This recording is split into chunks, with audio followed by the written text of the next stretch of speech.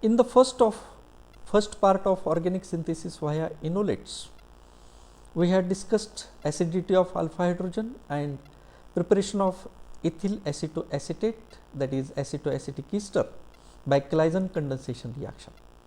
In the second part, we will discuss keto-enol tautomerism of ethyl acetoacetate, and we will discuss synthetic applications of ethyl acetoacetate.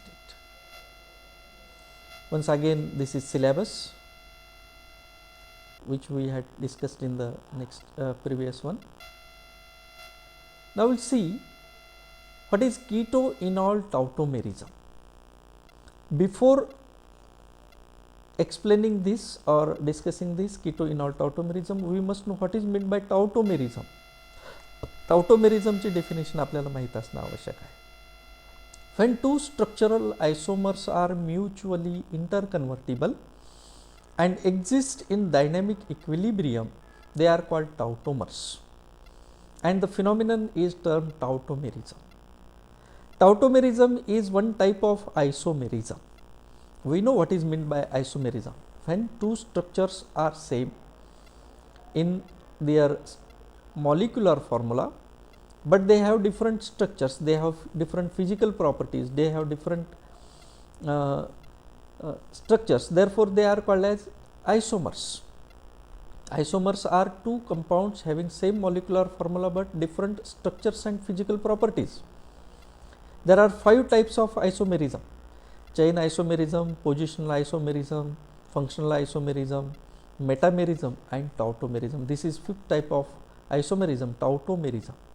When two compounds are having same molecular formula but they have different structures which are interconvertible, they remain in dynamic equilibrium, they are called as tautomers, and the phenomenon is called as tautomerism.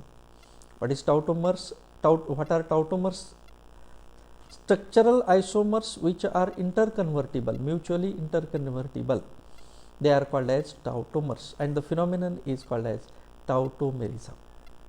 म्हणजे ज्या वेळेला दोन कंपाऊंडचा molecular formula same असेल परंतु त्यांच्या स्ट्रक्चरमध्ये फरक असेल आणि ते दोन स्ट्रक्चर जर एकमेकांमध्ये इंटरकन्व्हर्टिबल असतील तर त्याला म्हणायचं टाउटोमर्स, आणि त्या फिनॉमिननला आपण म्हणतो टाउटोमेरिझम.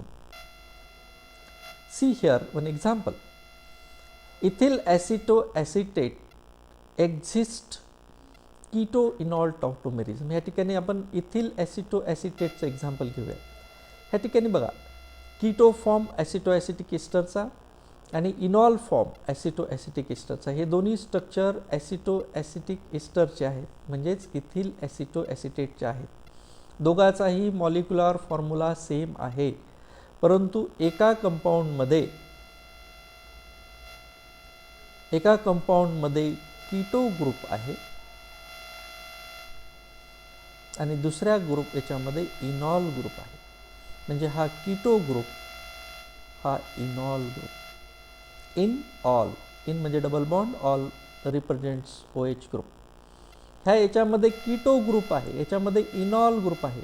ह्या दोन कंपाऊंडचा मॉलिक्युलर फॉर्म्युला सेम आहे, दोघंही इथिल ॲसिटोॲसिटेट आहेत, परंतु एक कीटो फॉर्ममध्ये आहे आणि एक इनॉल फॉर्ममध्ये आहे. म्हणून ह्या दोन कंपाऊंडला आपण म्हणतो टाउटोमर्स. Tautomer containing the carbonyl group is designated as keto form. The other one containing a hydroxy group attached to a doubly bonded carbon is referred to as enol form. This kind of tautomerism is called as keto-enol tautomerism.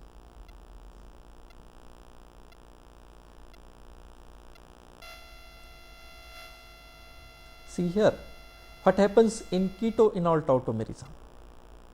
Only keto group is taken here and methylene group is taken here. In keto form, electrons are going towards oxygen, and therefore these electrons are coming inside. This oxygen becomes negatively charged, it is going towards hydrogen, and there is formation of OH group here. There is formation of double bond here. This is Ketto form, this is इनॉल form. म्हणजे याच्यामध्ये आपण काय दाखवलं आहे की हा carbonyl group आहे, हा इनॉल ग्रुप आहे, OH आणि डबल बॉन्ड आहे, इथं कार्बोनिल ग्रुप आहे. आणि अशा पद्धतीनं या ठिकाणी कीटोचं कन्व्हर्जन कशामध्ये होते, इनॉल फॉर्ममध्ये होते. दिस is keto-enol tautomerism. Once again it is shown here of aceto-acetic ester. aceto-acetic esterचा keto form 90% असेल आणि इनॉल फॉर्म हे याला म्हणायचं dynamic equilibrium. Now we'll see synthetic applications of ethyl acetoacetate. The first one is synthesis of alkyl ethyl acetoacetate by alkylation. Ethyl acetoacetate is appreciably acidic, and when treated with a strong base such as sodium ethoxide forms its salt, that is called as sodium ethyl acetoacetate. This thing is very important as per the synthetic applications of ethyl acetoacetate are concerned. Ethyl acetoacetate हे acidic आहे आणि ज्या वेळेला आपण एखाद्या base बरोबर जसं की आता सोडियम इथॉक्साईड आपण ह्या ठिकाणी वापरणार आहोत, त्यापासून आपल्याला सोडियम सॉल्ट मिळेल, सोडियम इथिल ॲसिटोॲसिटेट. ही रिॲक्शन सिंथेटिक ॲप्लिकेशन्समध्ये अतिशय महत्त्वाची आहे. बघा, what happens when ethyl acetoacetate is reacted with sodium ethoxide, there is formation of sodium ethyl acetoacetate. ही रिॲक्शन अतिशय महत्त्वाची आहे, जे की आपण आता प्रत्येक सिंथेसिसमध्ये वापरणार आहोत. सोडियम इथॉक्साईड बरोबर हा सोडियम इथॉक्साईड आपण ह्या ठिकाणी घेतलेला आहे, हा सोडियम इथॉक्साईड इथिल ॲसिटोॲसिटेट बरोबर रिॲक्ट झाला, त्या ठिकाणी आपल्याला सोडियम सॉल्ट मिळाला. CH निगेटिव्ह आहे, Na पॉझिटिव्ह आहे, सोडियम इथिल ॲसिटोॲसिटेट याचं नाव आहे. म्हणजे formation of sodium ethyl acetoacetate is very common when ethyl acetoacetate is reacted with sodium ethoxide. आता आपण पहिली सिंथेसिस पाहूयात, synthesis of alkyl ethyl acetoacetate by alkylation. त्याच्यातली पहिली स्टेप कोणती आहे, सोडियम इथिल ॲसिटोॲसिटेट फॉर्मेशन. म्हणजे ॲक्च्युअल रिॲक्शन कोणापासून सुरुवात झाली, इथिल ॲसिटोॲसिटेटपासून सुरुवात झाली आणि इथिल ॲसिटोॲसिटेट हे सोडियम इथॉक्साईड बरोबर रिॲक्ट झालं आणि त्याच्यापासून मिळालं सोडियम इथिल ॲसिटोॲसिटेट. आता हा सोडियम इथिल ॲसिटोॲसिटेट ज्या वेळेला अल्किल हलाइड बरोबर रिॲक्ट होईल त्यावेळेला अल्कायलेशन होईल आणि आपल्याला मिळेल अल्किल इथिल ॲसिटोॲसिटेट.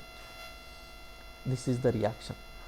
आता आपण जे सोडियम इथिल ॲसिटोॲसिटेट तयार केलं, हा sodium ethyl acetoacetate alkyl halide बरोबर रिॲक्ट होईल आणि आपल्याला मिळेल अल्किल ॲसिटोॲसिटिक ईस्टर. त्याचं दुसरं नाव आहे अल्किल इथिल ॲसिटोॲसिटेट. म्हणजे इथिल ॲसिटोॲसिटेट आपण ह्या ठिकाणी अल्किल फॉर्ममध्ये तयार केलेलं आहे. This is the first synthetic application. म्हणजे याच्यामध्ये दोन सिंथेटिक ॲप्लिकेशन्स आहेत, दोन रिॲक्शन्स आहेत. अल्किल इथिल ॲसिटोॲसिटेट तयार करण्यासाठी पहिल्यांदा आपल्याला सोडियम इथिल ॲसिटोॲसिटेट तयार करावं लागेल आणि तयार झालेला सोडियम इथिल ॲसिटेट हा आपण अल्किल हलाइड बरोबर रिॲक्ट केला आणि आपल्याला मिळालं alkyl acetoacetic ester. This is the first synthetic application. Now second synthetic application is synthesis of 2-butanone. Sodium ethyl acetoacetate when reacted with methyl bromide undergoes alkylation to give methyl ethyl acetoacetate. म्हणजे हे मागच्या वेळेस आपण general reaction पाहिली, म्हणजे पहिल्या सिंथेसिसमध्ये आपण general reaction पाहिली. Now see here example, and that methyl ethyl acetoacetate on ketonic hydrolysis gives 2-butane. आता ही कंप्लीट रिॲक्शन आहे. ह्या रिॲक्शनमध्ये आपण काय केले की सोडियम इथिल ॲसिटो ॲसिटेट हा मिथिल ब्रोमाइड बरोबर रिॲक्ट केला, आपल्याला मिळालं मिथिल इथिल ॲसिटो ॲसिटेट. आपल्याला काय मिळालं ह्या ठिकाणी, मिथिल ॲसिटो ॲसिटेट या ठिकाणी तयार झालं. This is methyl aceto ethyl aceto acetate which after ketonic hydrolysis gives 2-butanol. What is ketonic hydrolysis? Hydrolysis using dilute HCl and heat will be called as ketonic hydrolysis. ज्या वेळेला एखाद्या कंपाऊंडचं hydrolysis dilute HCl नी आपण करतो त्याला आपण म्हणायचं ketonic hydrolysis. ह्या कीटॉनिक हायड्रॉलिसिसमध्ये काय झालं, हा जो बॉन्ड आहे हा बॉन्ड ह्या ठिकाणी ब्रेक झाला, म्हणून आपल्याला मिळालं CH3COCH2 CH3COCH3. याच्यापासून काय तयार झालं, CH3COCH2CH3.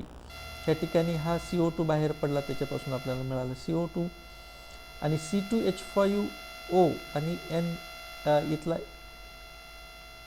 याच्यापासून आपल्याला मिळालं इथेनॉल आणि सोडियम ब्रोमाइड ह्या ठिकाणी तयार झालं.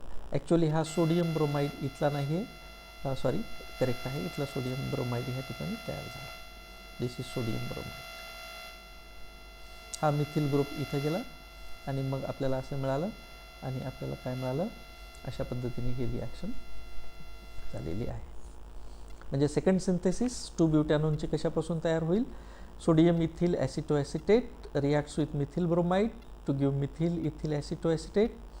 Methyl ethyl aceto acetate on ketonic hydrolysis gives 2-butanol. This is complete reaction. This is ketonic hydrolysis. What is ketonic hydrolysis then? Hydrolysis using dilute HCl and heat. It will be called as ketonic hydrolysis. Now synthesis of acetyl acetone. This involves the reaction of sodium ethyl acetoacetate with acetyl chloride followed by ketonic hydrolysis. मागच्याच reaction सारखी reaction आहे. त्यावेळेस आपण अल्कायलेशन केलं होतं, आता आपण acylation केलेलं आहे.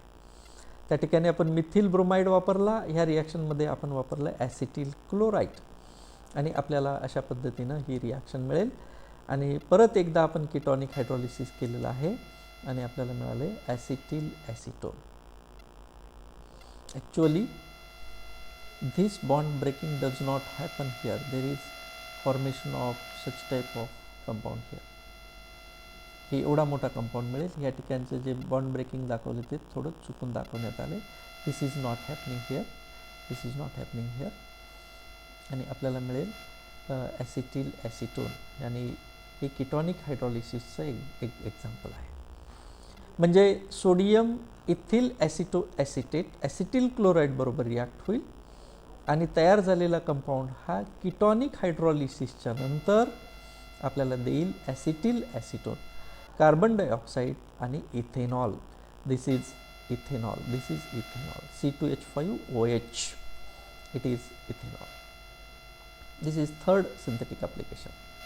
Now the fourth synthetic application, that is synthesis of propanoic acid from acetoacetic ester. This involves the sodium ethyl acetoacetate with methyl bromide followed by acid hydrolysis. See here, this is again one more important reaction. आता या ठिकाणी आपण methyl ethyl ॲसिटोॲसिटेटचं acidic hydrolysis केलं. दुसऱ्या रिॲक्शनमध्ये 2-ब्युटॅनोन फॉर्मेशनमध्ये आपण ketonic hydrolysis केलं होतं. आता आपण या ठिकाणी केलं आहे ॲसिड हायड्रॉलिसिस. केटॉनिक हायड्रॉलिसिस म्हणजे डायल्यूट HCl आपण वापरलं आणि ॲसिडिक हायड्रॉलिसिस म्हणजे कॉन्सन्ट्रेटेड NaOH आणि डायल्यूट HCl असं कॉम्बिनेशन आपण वापरलेलं आहे. म्हणजे मिथिल ब्रोमाइड बरोबर सोडियम इथिल ॲसिटोॲसिटेट हे मिथिल इथिल ॲसिटोॲसिटेट देईल. जर ह्या मिथिल इथिल ॲसिटोॲसिटेटचं ॲसिड हायड्रॉलिसिस केलं तर आपल्याला प्रोपेनॉइक ॲसिड मिळेल आणि ॲसिटिक ॲसिड मिळेल, इथेनॉल मिळेल. जर मिथिल इथिल ॲसिटोॲसिटेटचं कीटॉनिक हायड्रॉलिसिस केलं तर 2-ब्युटॅनोन तयार होईल आणि ॲसिड हायड्रॉलिसिस केलं तर प्रोपेनॉइक ॲसिड तयार होईल. This is synthesis of propanoic acid. This is fourth synthetic application. बघा ह्या चारही रिॲक्शनमध्ये आपण हे जे कार्बॅनियॉन तयार झालेला आहे याचा वापर करतोय. ह्या इथला CH3 ग्रुप ह्या कार्बॅनियॉनला अटॅच होईल आणि या ठिकाणी बॉन्ड फॉर्मेशन होईल. म्हणजे इनोलेट्स किंवा कार्बॅनियॉन हे वापरून आपण ऑर्गॅनिक सिंथेसिस कसं करायलो हे आपण ह्या ठिकाणी पाहत आहोत. This is fourth synthetic application, that is synthesis of propanoic acid. Synthesis of succinic acid. This reaction involves sodium acetate, ethyl acetate with ethyl chloroacetate followed by acid hydrolysis. Here instead of acetyl chloride we are using here ethyl chloroacetate. There is formation of addition product here. See here, this part is going towards this carbon and there is formation of NaCl and there is formation of such type of compound. There is bond formation between carbon and the CH2, carbon and CH2, and there will be, see here, there is formation of the CH2 group is going to attach to this CH2 group. There is formation of this CH2 bond, and here in the next step there is again acid hydrolysis, not ketonic hydrolysis. Acid hydrolysis च्या नंतर आपल्याला मिळेल succinic acid. This is acid hydrolysis. There will be formation of succinic acid. Bond formation is shown here again. In the first, that is CH3CO, there is C2H5O, OC2H5 here, OC2H5 here, and there is formation of 2 C2H5OH, and there is formation of CHCO. आता या bond फॉर्मेशनमध्ये bond ब्रेकिंगमध्ये काय होते की इथं H जाईल आणि इथं OH येईल हायड्रॉलिसिसच्या नंतर.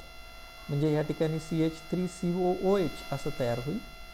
ह्या CHचं CH2 होईल, इथं CH2 होईल आणि ह्या OC2H5 हे दोन बाहेर पडतील आणि या ठिकाणी 2 C2H5OH तयार होतील. आता राहिला पार्ट, हा मधला पार्ट राहिला शिल्लक, हा एवढाच.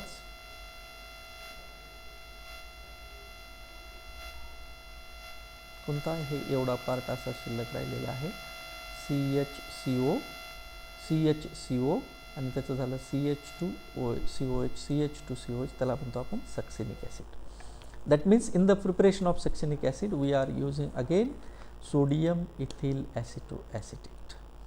It is reacting with ethyl chloroacetate to give compound which is after acid hydrolysis gives succinic acid.